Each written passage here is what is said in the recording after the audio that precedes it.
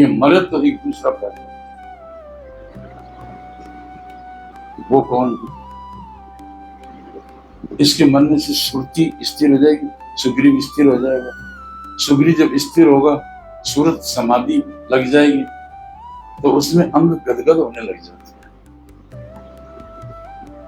नाम जपते जपते है ना, नाच महाप्रभु चेतन की तरह से, मीरा की तरह से, कर्मा की तरह से, अंगों का गदगद हो जाना सूरत समाधि का ये प्रभाव है। इसलिए अंगों का गदगद हो जाना ही अंगत है, अंगों का। इस दृष्टि से अगर रामायण को तुम पढ़ोगे तो कितनी बार पढ़ोगे? रियल रामायण कोई नहीं पढ़ रहा है। तो रामायण का मूल रूप है उसका, रियल रूप है उसका, वो किसी के पास नहीं आ रहा है। और वो जो समझ में आ जाए उसको दोबारा पढ़ने की जरूरत ही नहीं, वो खुद में रामायण बन जाए। उसको देखने से रामायण के पाठ का फल मिलेगा। उसकी हर वाणी में एक सत्वर ग्रंथ बन जाएगा। इसके एक एक वर्ड पर है ना, एक एक पुस्तक तैयार होगी। किसी को कबीर साहब ने कहा, एक चींटी के मुंह तले भैया नदी नाल बह जाए, बड़े बड़े पंडित गोता मारे, केवट नाव चलाए, सुनो वे गप सुनो वे सब, नाव बिच नदियां डूबी जाए।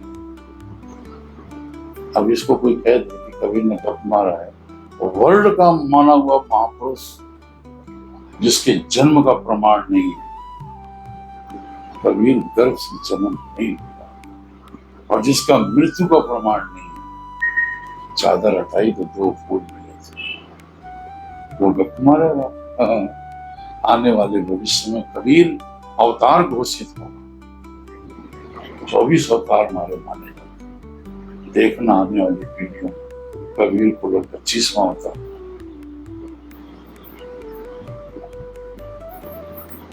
नाव बिच नदियां डूबी जाए, कितना गहन भाव है कबीर का। दिमाग कितनी गहराई में है। एक नियम पकड़ लो, एक नियम पकड़ लो कोई, और छोड़ो मत उसको, सारा संसार लुप्त हो जाएगा। विचारों की नदियां बह रही हैं दिमाग, विचारों की नदियां बह रही हैं। ये सारी विचारों की नदियां शून्य हो जाएंगी। कोई एक नियम तो पकड़ो।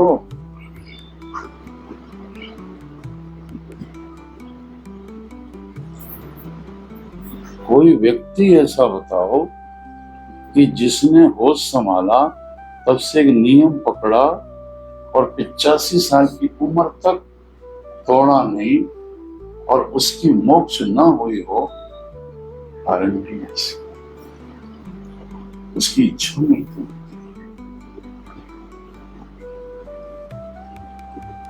नियम मौका है, विचारों का बहाव नदी है, नाव बिच नदियां डूबी जाए।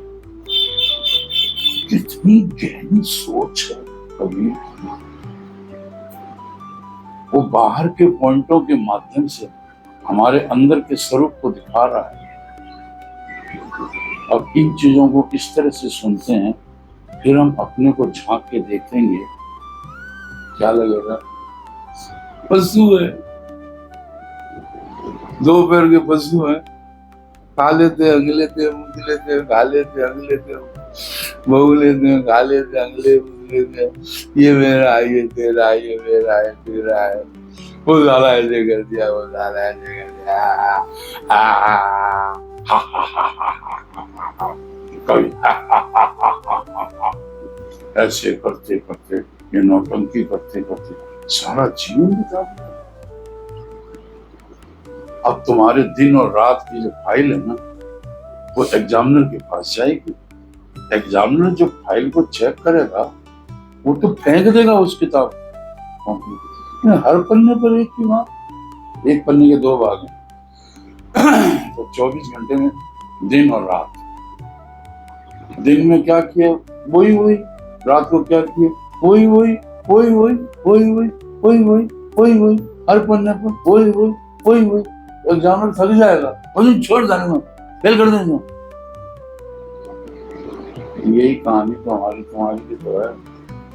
रात को क्या करते हैं, तो पिछली रात किया, उसके पिछली रात क्या किया, उसकी पिछली रात किया, आगे क्या करेंगे, जो कर रहे हैं वो आगे करेंगे। तो दिन रात का हर पन्ना एक ही चीज एक ही चीज। लेकिन मनुष्य शरीर इसलिए मिला है कि हर दिन सुहाना होगा, हर रात सुहानी होगी, कुछ नया, कुछ नया। एक चींटी के मुंह तले हुई, मुंह तले बांदा की भाषा। कबीर साहब के भजन में हर प्रांत के शब्द मिले। मुंह तले बांदा की भाषा, मुंह तले, मुंह से। एक चींटी के मुंह तले, चींटी बराबर। चींटी को कबीर ने अध्यात्म से जोड़ा, चींटी को चित्त से जोड़ा। चित्त कभी कभी इतना बारीक हो जाता है ना कि तीसरे मकान में कुछ हो रहा है तो चित्त है ना इतना सूक्ष्म हो जाता है कि वहां की बात पकड़ता है कि क्या हो रहा है।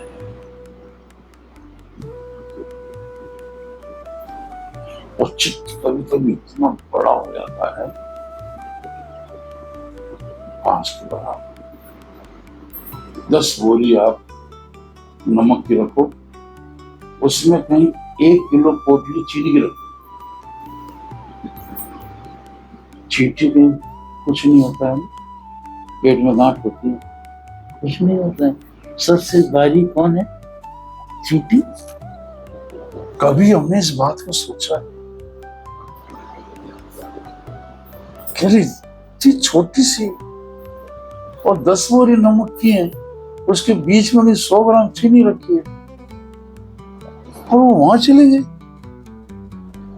इसलिए कबीर ने उसको चित्त से जोड़ा कि कथा में बैठे हैं और लग रहा है फिल्म बन रही है, हम कथा में देख भी रहे हैं, लेकिन चित्त बड़ी बारीकी से दुकान पर चला गया और दुकान पर जा करके जो चेकबुक थी ना वो भूल गया था भीतर रखना।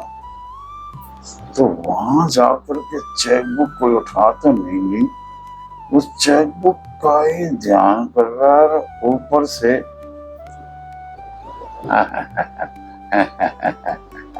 सबको लग रहा है कि कथा सुन रहा है, बड़ी लगन से फिल्म भी बन रही है, फिल्म में भी आ रहा है। और उसके पोते कह रहे दादाजी कथा बहुत बढ़िया सुनते हैं। वो साला चित्त चींटी की तरह से चाबी भूल गया था, और चाबी साला कोई ले तो नहीं गया, बड़ी बारीकी से बीकानेर चला गया साला। और बीकानेर यहाँ से 500 किलोमीटर है, रास्ते में बारिशें हो रही हैं, साला छत्ता ही लेके नहीं गया और चला भी गया और घूम के आ भी गया।